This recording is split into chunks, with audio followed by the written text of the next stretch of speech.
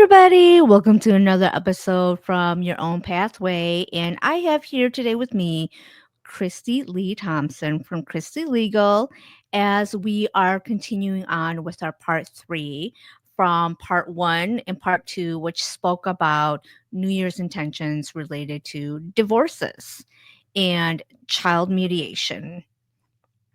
Yeah. So Here.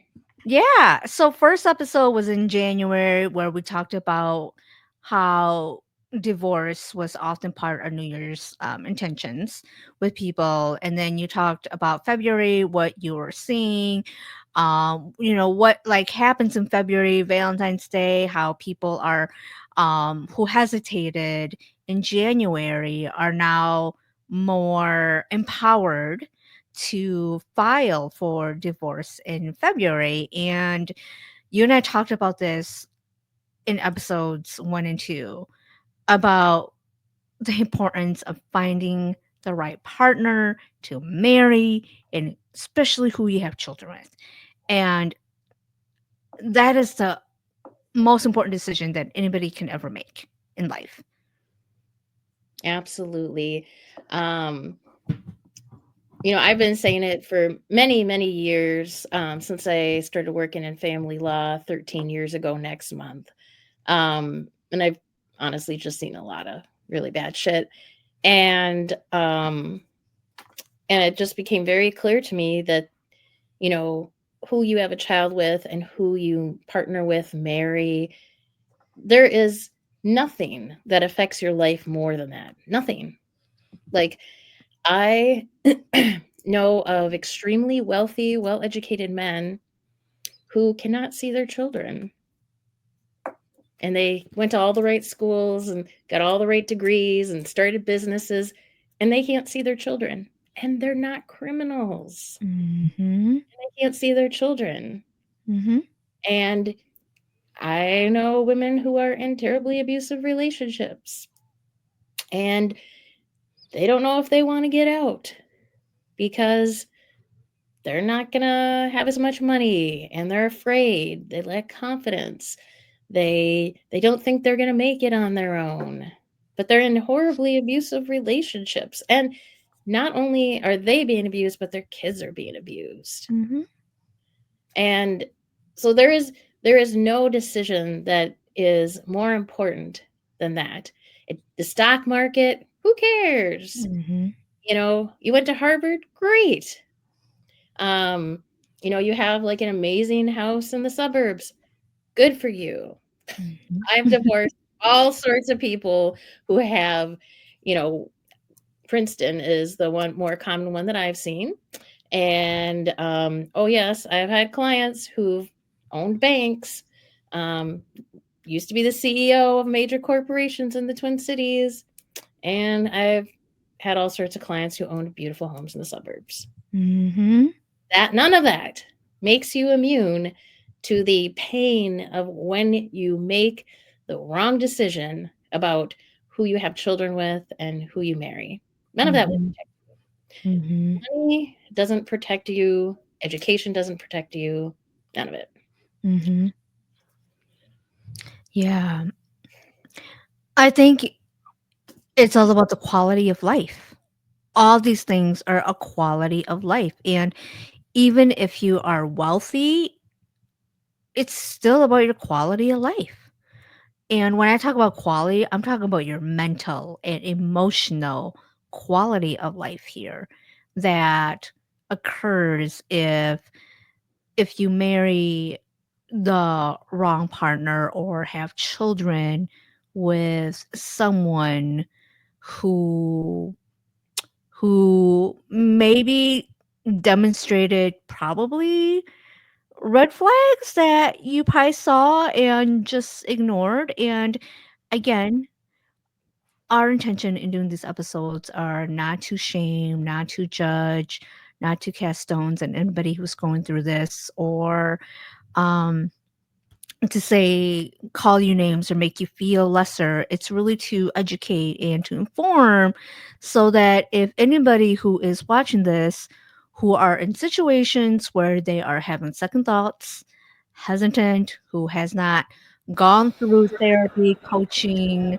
um, premarital counseling to really, really, really take these steps first before you make lifelong decisions that are going to have lifelong effects. Because That's right. it will follow you. It will follow you. It will follow you. Yes. There is nothing that will have more long-term effects than these two things. And so the first thing I want to talk about is that although you are a very special person, and based on whatever your religious beliefs are, your higher power created you uniquely, and you're a wonderful, amazing person. That person who you would like to partner with or have a child with is not going to treat you any differently than he or she has treated anybody else. So, when you see the red flags, when you hear that he or she is fighting for custody and parenting time rights for his or her child, you have to go, why is that? That person maybe is not a great parent. Maybe that's not somebody who I want to have kids with. Hmm. If the person, has a criminal record, you Yeah. do not want to partner or have children with someone like that. If the person was abusive to somebody else, you do not want to partner with someone like that. People don't normally change. The chance of someone being one person with all those other romantic partners and one person with you is infinitesimal, Hmm. practically zero. Someone to change that much, he or she would have had to go through intensive therapy, Hmm. taken it extremely seriously, and we're talking like a long-term therapy process. Hmm. Right. Yeah. Like very Not long just a term. few months and say, oh, I'm healed. I'm ready. True transformation takes a lot of emotional, mental, spiritual work. And this is Paia, I'm guessing like some a transformation of someone Hmm. who, has done a lot of negative things in the past. I mean, this is a multi-year process, I would imagine. Oh, gosh. Yeah. It takes years. For someone who's actually committed, they don't put a timeline on their healing. Their healing. Oh, A lot of people think, well, I'm not going to date for 6 months and I'm just going to take time for myself and I'm going to heal. You don't. You don't take healing does not have a timeline. It does not have a end date. It is a thing that is forever going because you're always going to be challenged by people, situations, and you have to know yourself enough on how you will react and interact with certain people. And I don't think a lot of people have that awareness. And if you grow up with a lot of trauma and a lot of things, it's going to take more than 6 months or a few months. It's going to take intensive weekly therapy to really go through everything. And when you start becoming more aware, you're able to take responsibility and accountability for the patterns that you saw in the past. And this sounds harsh, but sometimes when you become that person, certain people that you used to date would not be who you choose to have contact with once you work on yourself. yeah. And so, as Pai is saying, like, if if it takes you a good long time to heal from Mhm. whatever is causing you to possibly make poor decisions, someone who is making much worse decisions than you, it, Mhm. it's going to take that person a lot longer to learn, number one, learn how to be behave better, and Mhm. number Mhm. two, actually on a regular basis behave better, create Mhm. a new pattern of behavior that is more loving, more respectful. Mhm. um, so, like, a red flag would be, in addition to like how I just talked about, you know, was the person abusive to other people? Is the person, fighting for custody of his or her children? Um, another couple of things are, how did the person grow up? Mhm. Like, I did not even realize how important this is until maybe 5 to 7 years ago. Okay. Like, if somebody grows up in abuse, that person can go one way or the other. That Mhm. person could be like, I'm going to be the nicest person ever in the universe. Or that person can be like, hey, that looks pretty cool being abusive. I Mhm. get my way all the time and blah, blah, Mhm. blah. So, if somebody grows up in abuse, they're more likely to be abusive. Mhm. And and then, also, did the person grow up where there are very different roles for men and women? Like, Yes. are women like, do they just cook and clean and have children and, have to listen to the husband? Mhm. And then men, earn money and do whatever else they want to do. Right. Do they come home and do nothing because they went and worked outside the home? And do you, expect your partner or spouse to do everything else because you are paying all the bills? And that's an important conversation. And so I'm an elder millennial, and I work with a lot of millennial women who had millennial spouses or partners, and their millennial spouses would say to them, my mother did everything, how come you can't? Right. And so, if that's how somebody grows up, then you need to assess, is that how that person's going to want me to be? And Right.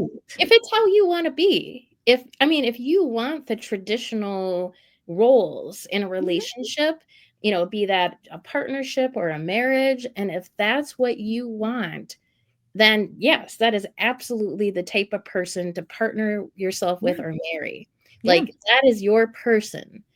But, if you have career aspirations, or you even just want part-time career aspirations, Mm-hmm. and you don't want to do all the housework, you don't want to do all the child rearing, Mm-hmm.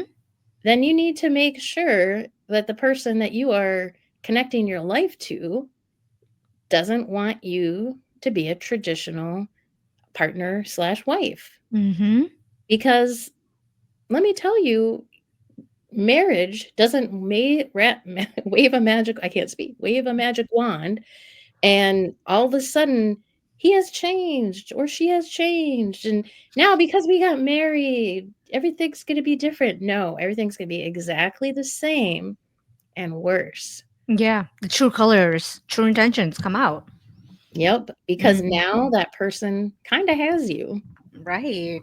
You know what they say, and I hate I hate saying this word too. You made your bed. Our mothers will say, "You made your bed. You knew this. You made your bed. Live with it." It's like, but no. It's like you made your bed, and that sounds kind of judging, shaming, and I don't want to say that. And when you marry, you are definitely more. Do I want to say the word stuck? But you are definitely more in this situation. It's much more difficult to get out of. There's a Mm-hmm. court process, there's a financial process, a couple of financial processes. Yeah. And when you have a child with someone, you're even more connected. Um, you're connected for the rest of your life. Yes. And so Yes. you need to look for the red flags before you decide to have kids and before you decide to get married. And another big red flag, um, and this would probably more like apply to women who are, looking at men to partner with, would be, if he currently, is struggling to get child custody and parenting time rights to his child, other children, and Mhm. he is paying child support for those children, do not think for a second that he will help you take care of your children and your future children, either like doing things with or for the children, or if you were to separate or divorce, paying child support, because he is not going to be any different with you than he was with the other partners. No different. But Christy, I'm different. I'm the different one, you know? what what if like women think like they're the one who's different, the one that they're different than all the previous exes. It's I can understand thinking that because you I'm different. know we all, most of us have, at least, some, good self-esteem. Yeah. And we're like, we're smart and we're this and we're that, right? And so we feel like we're valuable people. Mhm. And and this goes for men too. Yes. And so then we feel like because we're valuable people that people will treat us accordingly. That people will treat us like valuable people. Mhm. But that's not what happens, because how somebody treats you is not a reflection of you, it's a reflection of them. Mhm. So let that sink in. You can be the best person in the universe, Mhm. and you can even have like everything in common with that person. Like Yeah. you can have so many things in common that's crazy, and like have all these shared beliefs and values and love to do all the same stuff. And if that person doesn't value you the way that he or she should, that Mhm. person is not going to treat you with love or respect. Mhm. Period. Regardless of all the other stuff.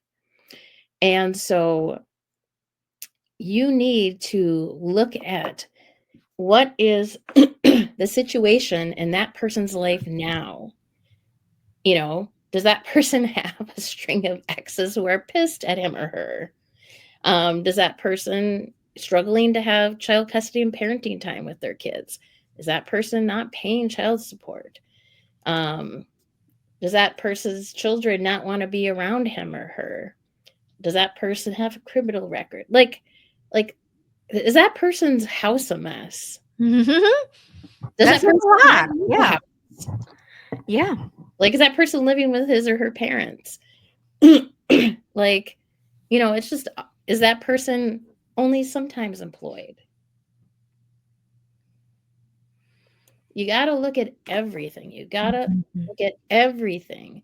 You got to, if you're getting married, do premarital counseling and talk about all the stuff. Like, what do you think about having kids? And then, if you guys' ideas about having kids and how to raise kids don't match, you're out of there. Mhm. You guys are not good for each other.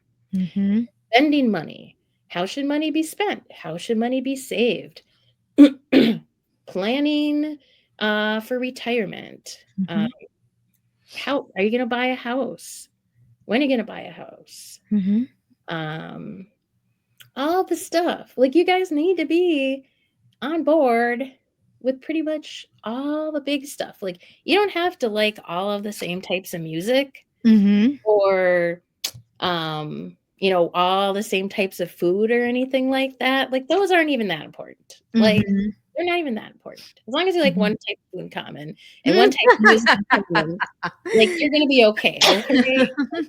Yeah. Maybe you might have to eat out a lot or something. Mhm. Well, But if one of you is on one political spectrum and one of you is on the other, not gonna work. no. If one of you wants to spend, spend, spend, and one of you wants to save, save, save, not gonna work. If one of you wants kids and one of you doesn't, not gonna work. And we sound really unromantic, and we are real and honest about these things because People throw a lot of caution in the air, in the wind. They think that, oh, once we're married, we'll have these conversations. And it's like, and then you realize that you two are on the opposite end of everything. It's like, do we even know each other? Who did I marry? Like, I think there was this series called "Who the F Did I Marry?" Um, I think it was like last year, and she did this series. Like, she like had like no, it was I think it was on Instagram or TikTok, and that was the title. "Who the F Did I Marry?" And sometimes it's like, "Who the F did I marry?" And that's not a good way at all. It's like, "Who did I marry?" And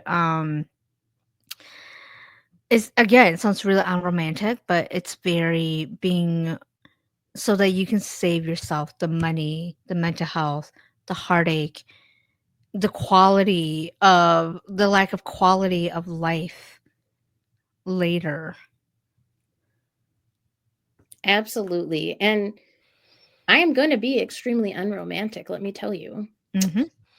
'Cause When I you was see the other side. You and I joke about this. I think in episode 1, you and I are part of the cleanup crew profession.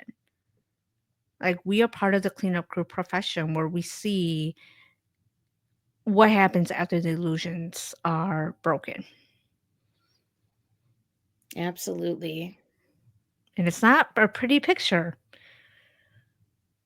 No. And so when I was raising my kids and there were other kids over for lunch because I was a Mhm, teacher for a long time and I had summers off. mhm, So the neighborhood kids would be over eating lunch at my house. mhm, And and my rule was nobody had dessert until they ate their vegetable. mhm. And one of the kids called me the vegetable Nazi. I know Nazi's not a good word. Yeah, I don't prescribe to that at all. right. But I am going to be the reality. Um, ooh, that's a bad word. I'm not using that. I am going to give you the reality, the full truth, the real truth, and nothing but the Mhm, truth. So mhm, help me God, because I'm trying to save you. mhm, I'm trying to save you from being one of the people who's calling me, emailing me, messaging me on social media in a terrible situation. I'm trying to prevent you from being one of them. mhm, You don't want to be one of them. You are not more special than the last person that he or she dated or was married to. mhm. Watch People don't episode 1 and 2. People do not change overnight. If somebody tells they've changed, how long have they been in counseling? What did they learn? And then if they've really changed, then you guys should have couple counseling. Mhm, And you should find out how much they have changed. mhm. Yeah. And if somebody doesn't want to do couples counseling, they have something to hide. Mhm. Yeah. Whew, and again, as a therapist, I saw a lot. I saw a lot of what happens behind the facade. And there is a facade, happiness, the house in the suburbs, the trips and everything, and I saw what happens actually in the house. And all the reservations that they probably had before getting married, and they wanted the fairy tale. They wanted the beautiful wedding, the fairy tale. They wanted all this, all that. Um, and a lot of times, and this is not everybody, but it was for show, and say, "Look what I have. Look what I have." It's all external without working in the internal. And eventually, the facade does. It's a facade, and all that internal stuff will come out. Absolutely, because as I said in the beginning, the mask can stay on for only so long. Mhm. When the mask comes off, that's the real person. That's the real person who you had a child with and or married. And that's Mhm. the real person who you're going to have to deal with for either the length of the marriage or for the rest of your life if you had a child with that person. Mhm. And some of the things that you are putting yourself and your children at risk of, um, excuse me, by not really thinking over a long period of time if Mhm. this person is good for you, um, physical abuse. And even if you didn't have a child with that person, when you are bringing someone into your household, Mhm. um, either by partnering with that person or marrying that person, your kids are at risk from that person. Mhm. Risk of physical abuse, emotional abuse, other types of abuse. Mhm. Um, and that's every day, every night. Mhm. Everybody's at risk. You and your children are at risk of abuse. Mhm. The lack of safety. Yeah. And Paia, why don't you talk about some of the negative effects of when you don't feel safe? Oh my goodness. When you don't feel safe, you can't be yourself. You can't be yourself as a person, as a child. Uh, I look at so I'm I don't have my own children, but I have like nieces and nephews, and the stuff they say to me, I'm like, oh, what? Like, and it's like, I don't get offended, but it's because they have psychological safety that they feel that they can express how they're feeling and how things are. Or they know that I won't judge, I won't shame, and that they can say whatever and be themselves, and I will not reprimand them for saying what they're saying or for them being who they are. And when you don't have psychological safety, emotional safety, you're literally walking on eggshells because that person, especially if they're explosive, it may be the emotional and psychological abuse, but it could be like that before it turns physical. It could be like that before it turns physical. And I know that in working with, I'm gonna say women because I work with a lot of women. They always say, "Well, he doesn't hit me. He hits the wall and he throws things, but at least he doesn't hit me."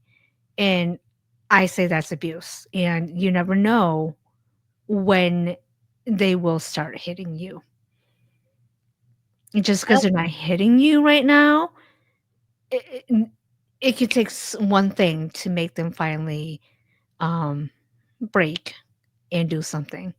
And this is hard to say this, but most women are unalive by an intimate partner, and their children are also unalive by their mother's intimate partner. Absolutely. So, the first time I went through college was in the early 90s, Mhm. and I took a criminology class. And I learned that, and this was based on FBI index statistics from the 80s. Okay. And I learned that 50% of the people who are murdered, it was either their spouse or partner or ex-spouse or partner. Mhm. And that was way back in 1980. And it's the same now. It's the So we're same now. talking like at least 40 plus years where the person you have to fear the most is the person you're living with or the person who you used to live with or used to be partnered with. You might not have lived together, possibly. Mhm. But that is the person who you have the most to fear from, not from, somebody on the street or Not whatever. somebody from the alley. Yeah. It's it's access and motive. Mhm. That person has the most access to you and the most motive to harm you.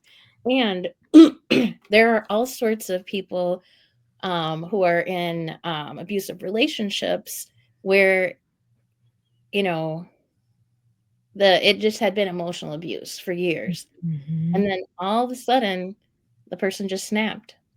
Yeah. And you read stories about it all the time. Oh, Mhm. like he only abused her once, or he only physically abused her once, and the first time he killed her. Mhm. Then what are Yeah. your kids going to do? Because you're not there anymore, and the other parent is in jail, prison for the Mhm. rest of his or her life. Mhm. So your kids are going to have no parents, mental health issues, lots of Mhm. them. That's what Mhm. your kids will have, is a lot of Mhm. mental health issues. Right. And again, I know this topic is very hard. We're being very real about the things that you and I see. And I mean, I joke about this that I love watching crime and unsolved like shows, but a lot of them are about these situations where you're literally like sleeping with the enemy because you are trusting that person. You're trusting that person, you're vulnerable with them, and sometimes that is weaponized towards you. Yeah. Say home is supposed to be your castle, Mhm. your safe place. Mhm. But when you have partnered with the wrong person or you're married to the wrong person, it is not your safe place. It And becomes a prison. yeah, it is more like a prison. And you might find yourself like being happy to get out of the house. Mhm. If you are finding yourself being happy getting out of the house, that's a problem. Mhm. You have to go, why am I happy to be getting out of the house? I mean, I work at home. So, I work from home too. like, I am happy when I get out of the I'm house. happy at home too. Yeah, I haven't gone outside since, Friday. Yeah, we live in Minnesota. It's been cold, so yeah. It's negative. Yeah. Mhm. So it's like I'm happy to leave the house because I work at home Mhm. 90% of the time, but Mhm. I'm an extrovert, and so I'm like, Mhm. people. Um, but if you're happy to leave the home and it's not because like, you work at home or something like Mhm. that, if it's because home is unsafe or home is unhappy, Mhm. that has to tell you something, that this is not good for me. This is not good for my kids. This is not good. And you need to take action. Mhm. And another thing that happens when you partner or marry the wrong person or have a child with the wrong person is it is going to negatively affect your relationship with your child. Yes. So you're going to bring a child into the world and you're super happy about it, and you have so many goals and dreams, with and for this child. And then when things don't go well, and if you're not married, you guys separate, or if you folks are married and you divorce, there's a fairly good chance that that person is going to try to interfere with your relationship with your child. Because if Mhm. that person is not a loving, respectful person, that person is going to try to continue to control you using the child, And we or see a hurt lot of you that. using the child. We see a lot of that, unfortunately. Tell us about that, Paya. Um, like just when you were talking about that, that kind of reminded me of some of my clients who grew up in very emotional and psychological abuse. And some of them would tell me that they would be so sad on Friday because they would have to be home on the weekends and they wanted to be at school. And that was so heartbreaking to hear that they did not want to have the weekends and that they wanted to have school 7 days a week. 7 days a week because they knew that going home was going to be worse for them. And they're adults now. They're adults now. And we're still processing the trauma and the abuse from when they were children. And that's heartbreaking. That's heartbreaking that these adults are still so stuck in the past, like they're still captive in the past. And Absolutely. yeah, and so excuse me, you and I are just like coughing stuff up here. So we're both recovering. And so yeah, so excuse us and be patient. So um what was your question again, Christy, before I I just wanted you to tell everybody a little bit about, what happens when the other parent, how it affects people when the other parent is interfering, with the parenting relationship with you and your kids. yeah, again, I see this too. I seen where the child who is now an adult who had to protect the abusive parent, there's a lot of resentment towards that parent who they had to protect. And this is very stereotypical. And it was often, again, the child who was trying to protect the mother because the father was doing the physical abuse, the emotional or psychological abuse. Now, I'm not saying that it doesn't happen the other way too.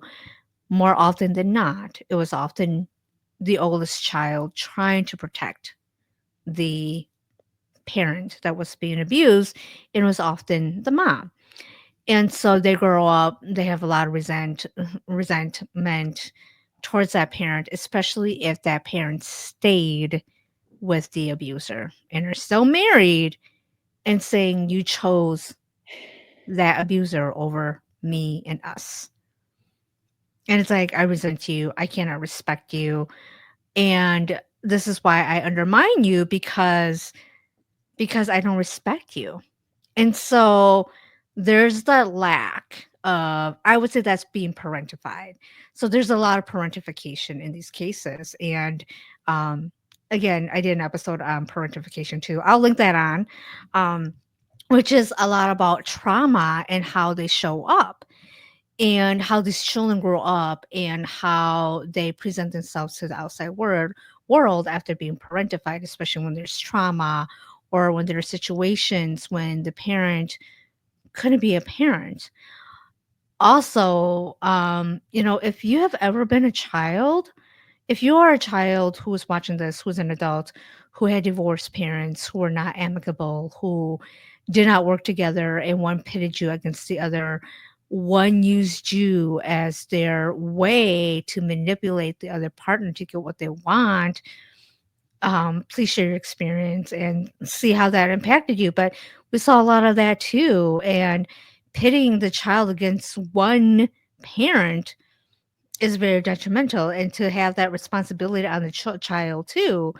And sometimes one parent said, your father is like this, your mother is like this, oh, like they're so bad, they're not doing this, they're not doing that. And they have this, they have this judgment, or they have this I can't think of the word right now, but they have this about that particular parent. And what if the other parent was doing the best that they could, but mom or dad painted this picture of this person being, oh, this horrible person? Or sometimes children worship their fathers or their mother and will never see the negative of the parent, and they shouldn't have to. And yet if one parent keeps failing them after making promise and not showing up and failing, because children need someone who is going to follow through. Children need someone who is going to be there for them. Children need someone who's going to show up, and if someone keeps not showing up, they're going to see that. And even though it hurts, the other parent who sees that doesn't need to tell them your father or your mother is a piece of shit. They know that. And children have hope though. And sometimes they're going to keep having hope until they're 25 and 30, and they finally see, you know what? He is an unreliable piece of shit. And what do I want to do with that relationship? Do I want a relationship? If I do, I need to have my boundaries. And so it's lifelong effects. It's just not children. It's lifelong effects that, again, I'm still working with. I don't see clients anymore, but they're in their 30s and 40s who are still talking about their childhood trauma from one of the parents. And so when people say, "Oh, it's only till 18," it's not till 18. It's lifelong. Who you decide to have a child with impacts that child lifelong. It's not just 18, it's not just, "Oh, it's just the money." It's the emotional, the mental impacts, all of that. So this is why I say, it's not just it's not only till 18, it's lifelong. It is lifelong. Yep. You could be giving your child a life sentence to mental health issues Mhm. by having a child with someone who is unloving and disrespectful. Mhm. Because that person's going to be unloving and disrespectful to you and the child. Yeah. And it's a life sentence for both of you Mhm. because you're going to, for the rest of your life, having to help your child navigate the mental health issues that that other parent creates for Mhm. him or her. Mhm. And yeah, no amount of money can take care of that. And you know, I liked what you said about the excuse me, the child losing respect for the Yeah. parent who stays, the parent who's being abused and stays. I hadn't been thinking about that, but it's absolutely true. You know, it's like, why should I ever listen to you Mhm. about anything? Because you're staying in an abusive relationship, which Yeah. is totally against your best interest. Right. And that can evidence itself as, starting when the child is still a minor. And, Mhm. well, I'm not listening to you because, you don't deserve respect. So I'm going to just do whatever I want as a kid. Mhm. And the kid could get in a lot of trouble with Mhm. whatever he or she wants. And then that just carries into adulthood. And, a child could lose respect for a parent based on also what's called parental alienation. And Paya was talking about it earlier, Mhm. when the other parent says negative things about a parent and they're not actually true, Mhm. but they're trying to convince the child that those things are true because they are trying to alienate the child from that parent Mhm. so that they can be the better parent because for some reason their ego needs to be the better parent. Why does their ego need to be the better parent, Paya? Because they're, yeah, egotistic. It's about it's about their ego, and it's the power. It's the power and control, and it's the manipulation of having someone s- see. It's like, see your mom is bad, see your mom is bad, or see your dad is bad. That's why you shouldn't listen to them. It's sabotaging. It's basically trying to sabotage that child and the relationship that they have with the other parent. Yeah, and um, so that's another thing that you're going to want to look for when you're deciding whether or not you want to have a child, partner with, marry someone. Mhm. Is does that person have a manipulative personality? Mhm. Does that person have low self-esteem? Because if that person has low self-esteem, that person needs to do things to build themselves up. To make themselves feel better. And when you mentioned that, I think it's also important. Do you feel like it's important how they grew up? Absolutely. How they grew Absolutely. up, the kind of family that you are marrying into or having a child with, because that can make and break everything too. Because if that person doesn't have the confidence, they can listen to their family and friends and be easily persuaded to be manipulative towards you and your child and use that. I'm sure you see a lot of that in your line of work, and I see that too, but I'm sure you see firsthand all of this Yeah, during our mediation. and like know all of your that person who you're thinking about having a child or marrying. Know all that like as much of their family as you can possibly know. Mhm. And you get to know those people fairly well. Find out what they believe, how they live.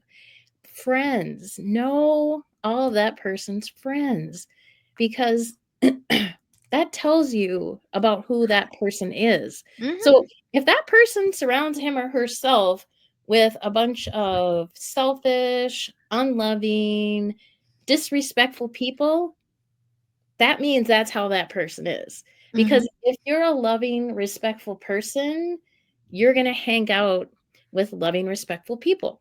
It's a reflection of you. Absolutely. And we can't control our family. So like Yeah. don't get me wrong, like, oh, like that like people are supposed to do something about their family. But Mhm.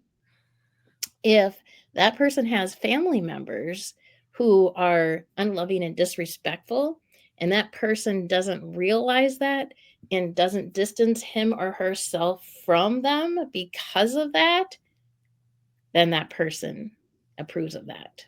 Mhm. And that's how that person is going to be to you. Mhm. Especially when you break up. Right. Mhm. Especially when you Yes. break up. I forgot who it was. But somebody said, sometimes you don't really know a person until you end the relationship. Mhm. Yeah. Because that's when people behave their absolute worst. Mhm. And, for some people, it's temporary. So I've met a lot of people who said, after we got divorced, like 3, 4, 5 years later, my ex and I were on speaking terms. Mhm. And so there are people who are, you know, just temporarily not their best self when they're divorcing, or if you weren't married but you separate and then you need to figure out how to share the kids. Mhm. There are some people who are just temporarily not awesome people Mhm. because they're hurt, they're angry, um, they're surprised, all that, like a bunch of negative emotions. Mhm. And so some people, when they're experiencing a lot of negative emotions, then Mhm. they themselves become negative towards others. Yeah. And so for some people, it's just a temporary thing that they're not their best self.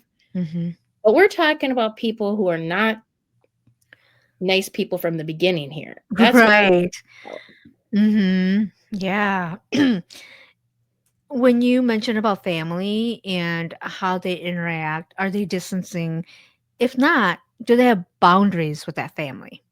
Right. Yeah. I mean, yeah, it could be Yeah. boundaries too. Yeah. Yeah, like boundaries, like, and distancing. Maybe it does need to be distance. And if it's like, if you have to get together, is when is it necessary to get together? Is it like every Sunday, 7 p.m., or is it like, okay, a death in your funeral, or a marriage or something Yeah. where you're Or like, birthdays. okay, like it's something big that I need to go to. And so having boundaries and um are they putting their family first before you? I saw a lot of that in therapy too, where people come in and be pissed off that their spouse is not putting their relationship first and that they're always putting their family's needs and wants before their relationship.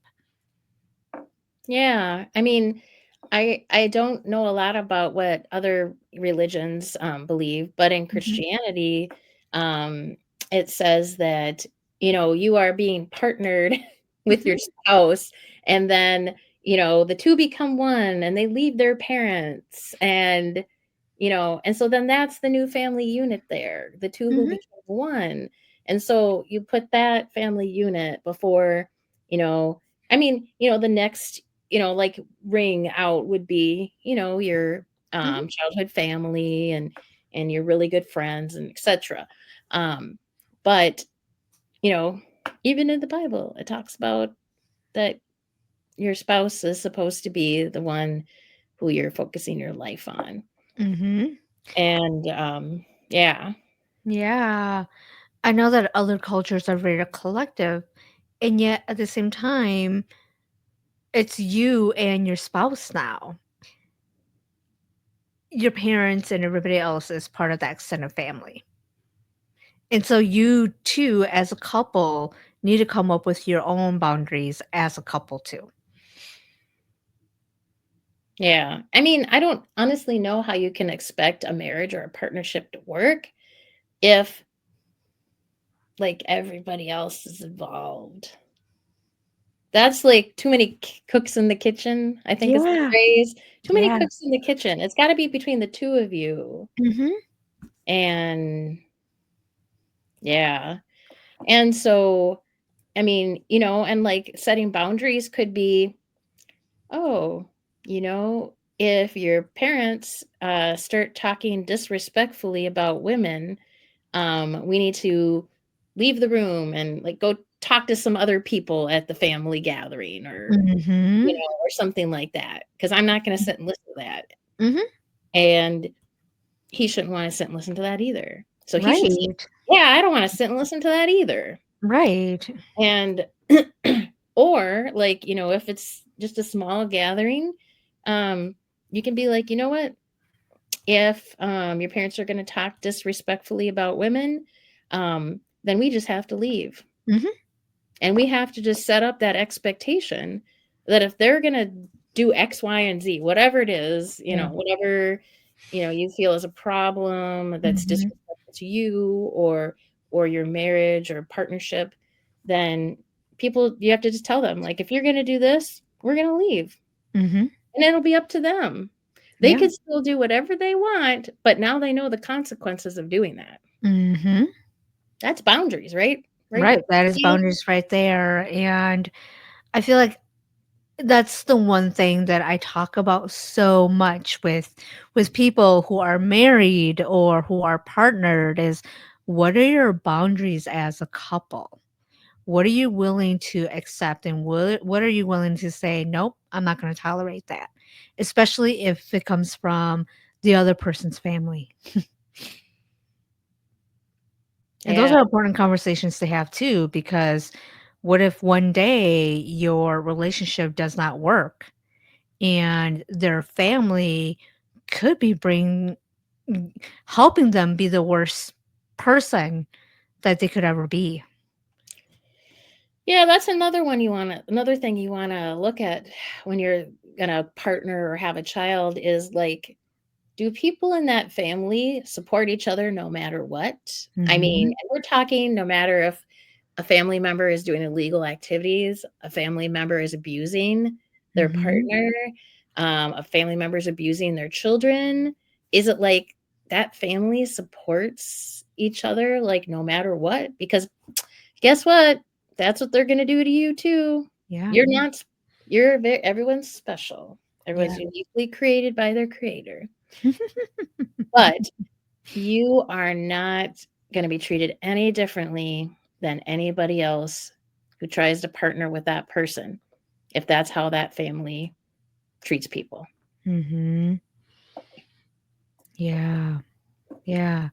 I think our message is look out for yourself because you're not the exception. So many people think they are the exception.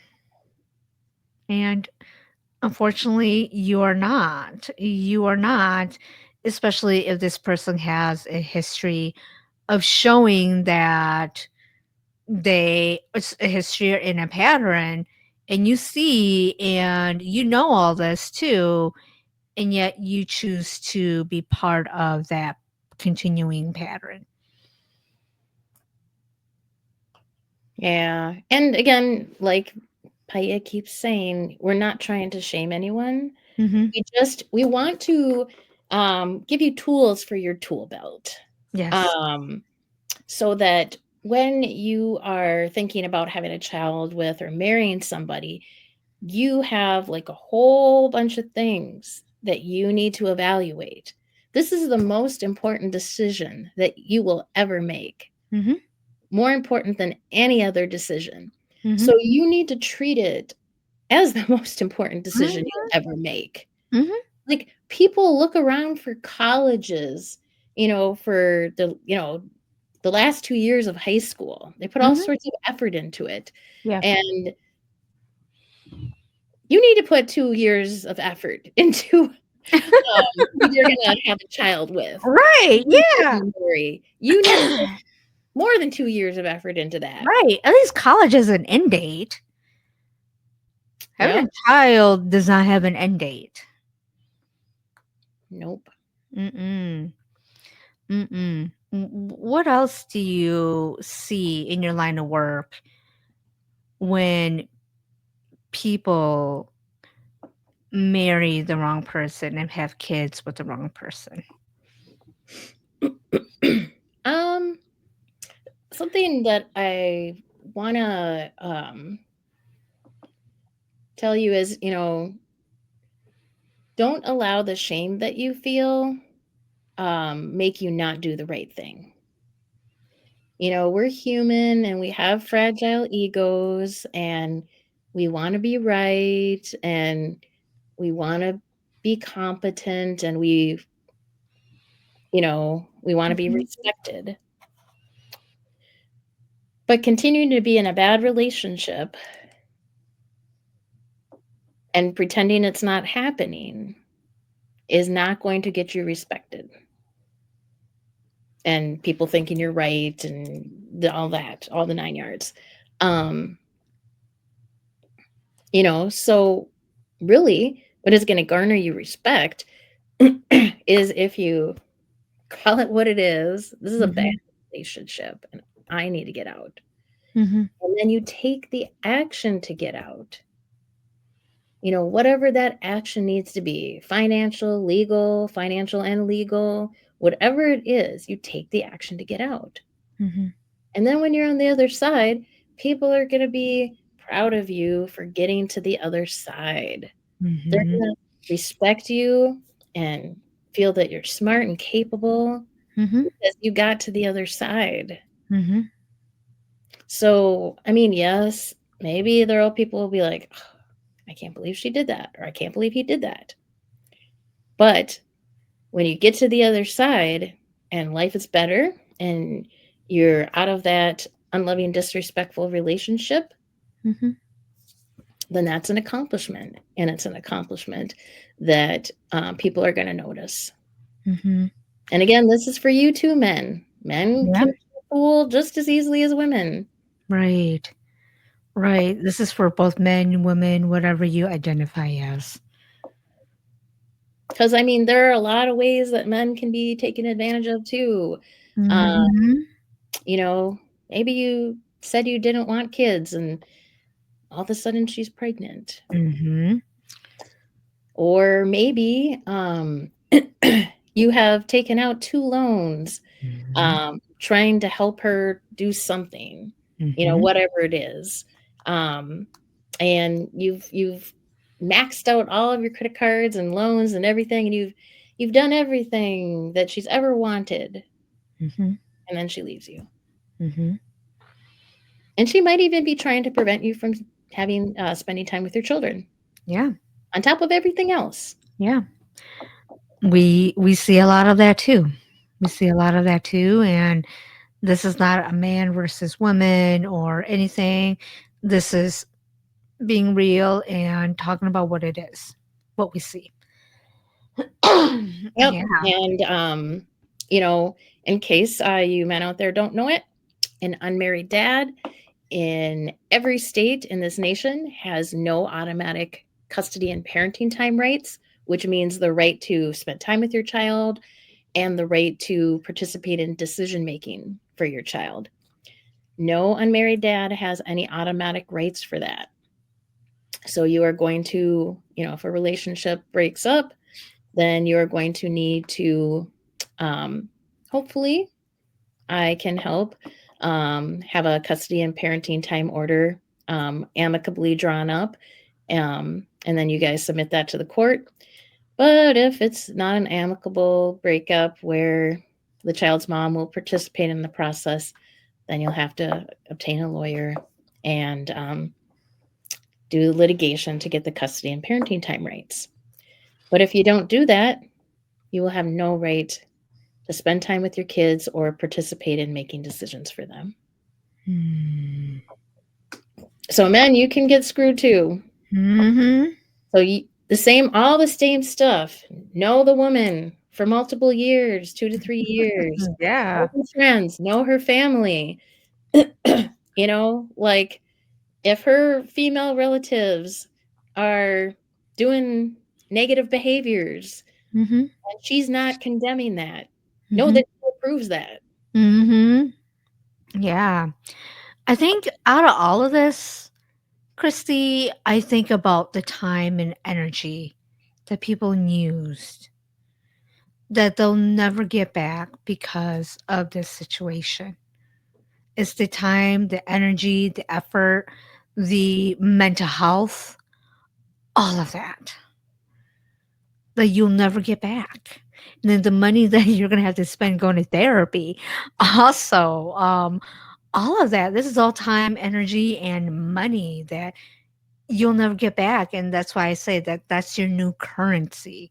Your currency is your time, your energy, and your brain cells, all of that, and use it all wisely. Because if you don't, this is what's going to happen. Good point. And, do you want to spend your life unhappy, constantly fighting for time with your child, or constantly fighting for money from your ex, or, constantly with the negativity? Or do you want to just take some extra time and get to know somebody before Mhm, you have a child with that person or marry that person? mhm. And the extra time and effort that you take to get to know that person, you'll avoid a lot of bad people. Yes. A Yes. lot of bad people. Yes, that you will never give the time of day to. Yeah. And Yeah. then you can find the right person. Right. Yeah. And then when you find the right person, you're not going to need mental health counseling. Right. And They're gonna add value. They're gonna add value to you. You're not going to feel depleted. You're not going to feel like, "What am I doing this?" You're gonna be happy. Like, you're gonna feel like this person adds value and adds more to your life than taking away. yeah, but Mhm. if you don't take the time and the effort to really get to know people before you have a child or before you get married, then you're not going to be able to find that right person for you, or you're going to have to go through a lot of stuff, Mhm. negative stuff, before you can. Mhm. And, so if you're, in the position where you're already in the negative situation, then get out of it as soon as you can and, then rebuild your life. And then when your life is rebuilt, then look for someone who is actually good for you Mhm. and your children. Mhm. If you have children, definitely, and protect your children. Protect your children. Wait a while before you introduce a new partner to your children. We've seen, again, the long-term effects of introducing or moving in that new person to live with you and your children too. Absolutely. And that's actually one of the things that I do in my work when I'm helping folks divorce or Mhm, handle a child custody case mhm, is I ask them to reach an agreement on mhm, how long they are going to wait until they introduce a new significant other to the children. And most of the time they're like, "Why are you asking us this?" And then I say, "Well, psychologists say that it's not good if you are constantly introducing your children to new significant others. And psychologists say that you should wait between 6 and 12 months mhm, of dating to introduce your kids to a new significant other. And I want to set you guys up for success. So I'm asking, for you to reach a decision on how you guys would like to co-parent your children Mhm. in respect to this issue. And most of the people are like, wow, I didn't know that. And yeah, it's really important. And then also deciding how long you should be dating someone before that person is going to be in the house 24 hours, overnight with Mhm. Yeah.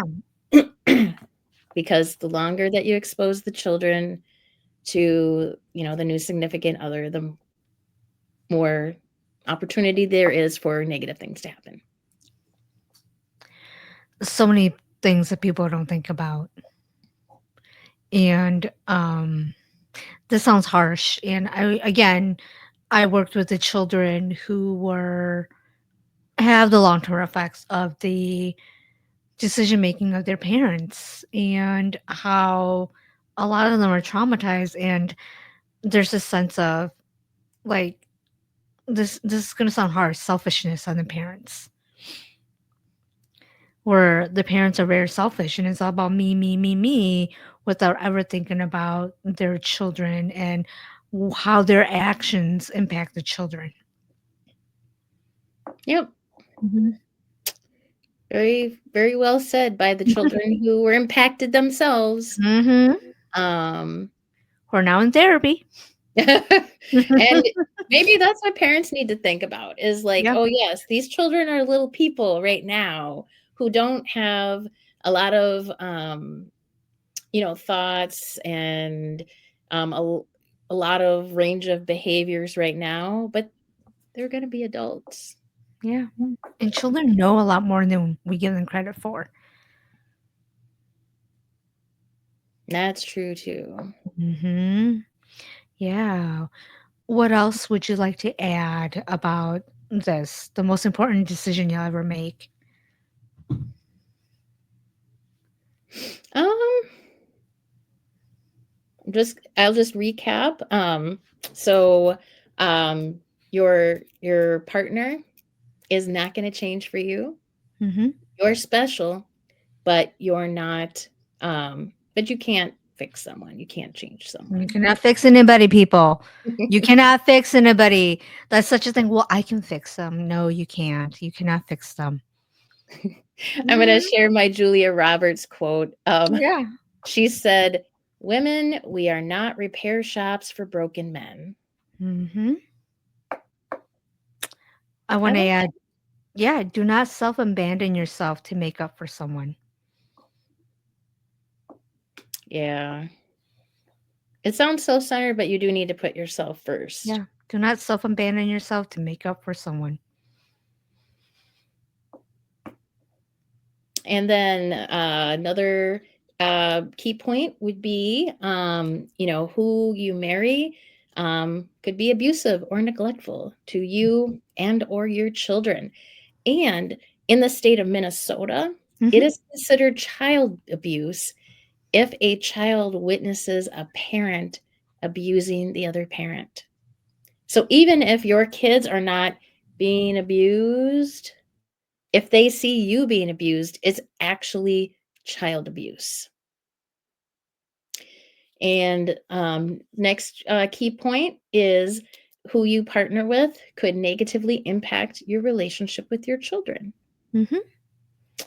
And including um, if you stay with an abusive partner, then your children will lose respect for you.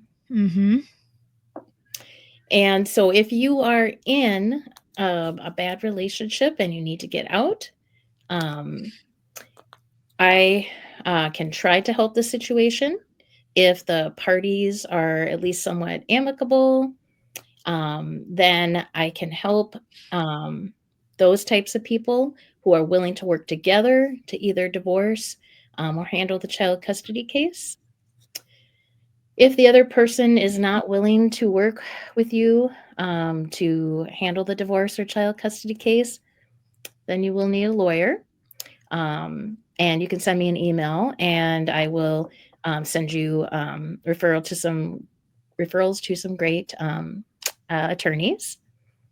And if you are low income, then you can get help from one of two organizations. Mid Minnesota Legal Aid helps folks who are very low income and have custody of minor children, joint minor children who they had with the person who they're trying to get away from. And then the Tubman, and Tubman helps people who are in domestic abuse situations, and that includes financial abuse, emotional abuse, and physical abuse. And Peggy is going to put the contact information for Mhm. myself and Mid Minnesota Legal Aid and Tubman Mhm. in the information. Yeah. Yeah, we'll include all those resources. And again, our intention of doing these episodes is to really educate and inform and know that this is a hard situation for whoever is going through this. And we are here to really help people so that this doesn't happen to them if they're not in it yet. That this is an important decision. It's one of the most important decisions you'll ever make in your life. Ever make in your life because it has long I was like long lifelong effects. Yes, I was like, I gotta use the right word here. Lifelong effects and mentally, financially, time, your brain cells, everything. And if I have all that, I assure you, I don't want to be using my time to do all that. I'll be in Fiji or somewhere using all the time and energy, living my best life, not fighting the worst time of my life. now Yeah. Fiji. Somewhere nice, clear blue waters, or somewhere just nice where you're relaxing, you're living your best life, you're at peace, you're at calm, you're aligned, you know who you are as a person, you know what you're willing to accept, and you're certainly not willing to accept. Rest, have rest. We all want rest. And when you're going through everything that you and I talked about, you are not resting. You're not resting. You have sleepless nights. You're on medication. You're surviving. You're not thriving at all. And we want everybody to have a thriving life. That's right. And even if you can't go to Fiji, uh, then you know the people who I know who are divorced, something that they tell me is like I have peace, Yes. and I don't live in a a really large house like I used to, but where I live is peaceful, and it is orderly, and um I'm safe. yeah. Oh yeah, the safe part too. I almost forgot that. It's like I have peace. I can sleep. I'm safe. That's all we want is peace and safety. Yeah.